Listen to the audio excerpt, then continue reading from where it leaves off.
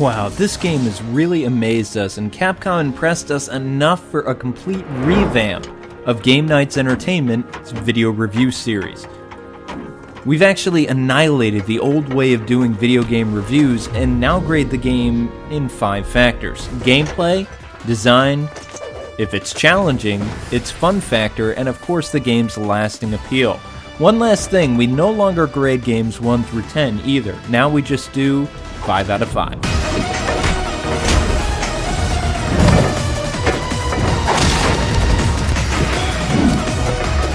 Street Fighter IV plays a lot like its predecessor from last year. You punch, kick, taunt, and do special moves on your opponents just like before. It's nothing new, but that's why the franchise still rules. Each character has a few specific set of regular moves and tweak special abilities as well. Example of this being an extra hit to reuse Dragon Punch, and Sagat's Tiger Fireballs have been weakened just a little bit to give fighters a more balanced battle against Sagat. Combos are more advanced and harder to execute in this sequel though. Some of them can be pulled off successfully, but others are way too complicated.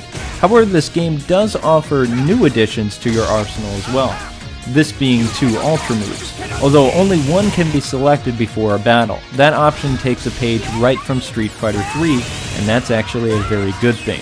One last issue we have with the gameplay is the Ultra moves are a little harder to release than in the last game. Playing Street Fighter IV, I noticed how simpler it was to perform the Ultra moves and how flawlessly they executed. So this made surviving Super Street Fighter IV's online matches a little bit more sloppy, because instead of doing a Super Fireball attack, I would do a Shoryuken instead, and that just didn't really help me win.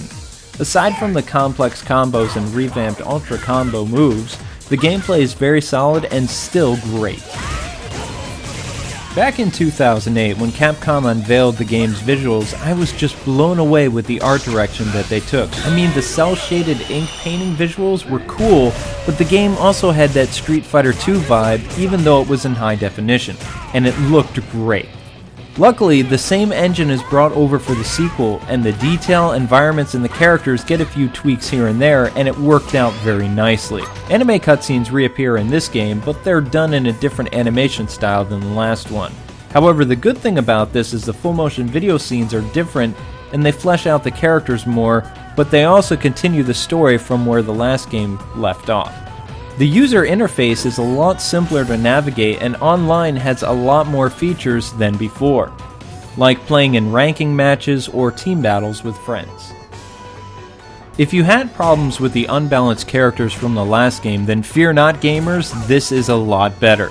The difficulty and character balance is much more stable than the last game and offers enough of an equal challenge, but at the same time not being as crazy hard as the last game. Still, this game isn't a pushover by any means though. You're still going to need to buckle down for intense fights, especially on the higher difficulties, as they will spank you like never before. A challenge mode has actually been added in the game where you can train to learn characters' moves and combos, but most of the combos are way more advanced and trickier compared to the last game. Also, if you don't master these combos, then you won't really stand a chance online, which is a bummer to be sure. The only part of the game that is an epic fail, challenge-wise, is playing in online mode though. This is not balanced like the last game.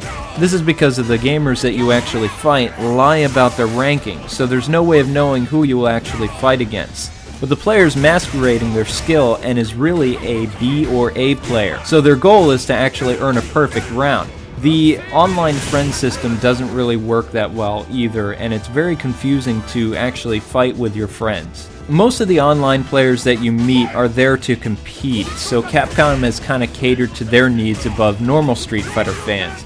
It's more than likely that a beginner player will not fight somebody in their same skill level, and that's just not right. There needs to be a better balance between that system, because online play, it can be fun and it can be downright frustrating and face cheap players. Single player is a lot more fleshed out this time around, and the computer AI is better balanced than before, so arcade mode is a great place to get familiar with online player tactics, and it's just a lot more challenging than last time. This game's fun factor is loaded with a lot of awesome sauce, because some of your favorite characters from the past games return with a vengeance. like Cody and Guy and Adon from Alpha, Ibuki and Dudley from Street Fighter 3, and DJ and T-Hawk from Super Street Fighter 2 return. Plus, 2 new characters join the fray as well. Not only that, but there are newer stages that you can fight, like the Eclipse stage, and of course old ones from the last game see a return. Bonus stages come back from Street Fighter 2, and they're just as fun as they were nearly 20 years ago. If you're playing as Cody and Guy though, the game plays homage to Final Fight, where after you beat the car, some guy comes in and cries over his car being blown up. Playing with 2 players locally or with friends you know online is still a lot of fun. The hours just flew by, and it was so much fun to play with people I knew rather than complete strangers. This game just felt so much like Street Fighter 2 and Alpha rolled into one, and that is a match made in heaven in my opinion. There's hardly any unlockable content, but you will earn costume colors, player status icons, and titles for online mode and new taunts by just playing the game. So that was great too. Even all the characters are unlocked at the start of the game, so you don't have to worry about finding all those hard characters like Akuma and Gouken from the original Street Fighter 4. One last thing to note is that if you missed out on the original Street Fighter 4, then you're in luck because this game is more of a budget title with its $40 price point. The fun factor is applied really well, but the lack of content that was present in the original Street Fighter 4 makes it more catered toward players achieving things online than single player. Does this game have lasting appeal? You bet it does, and it has a lot of it, and does the Street Fighter name proud. We will be playing this game for years with our friends locally and online. Competition Street Fighters will also get a kick out of this game for its robust online modes as well. Overall, Super Street Fighter 4 may lose the interest of those of you who crave unlockable content or cheap online fights, but this game is still very fun and well balanced for those of you who want a second chance at the game.